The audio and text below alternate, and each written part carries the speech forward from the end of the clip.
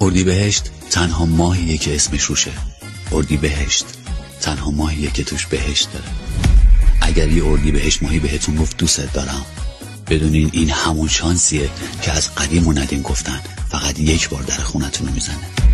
قسمت ترسناک ماجرا اونجاست که یه اردیبهشتی میتونه مثل قبل باهاتون رفتار کنه، اما مثل سابق دوستتون نداشته باشه. اینجاست که میشه اردی جهنم. از قدیم گفتن مرده و حرفش، اردیبهشت ماهیه و صبرش. اردیبهشت ماهیا تا یه جایی باهاتون راه میان، از یه جایی به بعد از روتون رد میشن.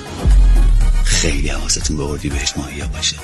مغناطیسی که تو چشمای یه اردیبهشت ماهی هست تو خود آهنربا نیست.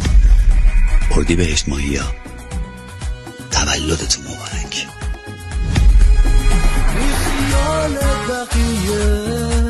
ببین که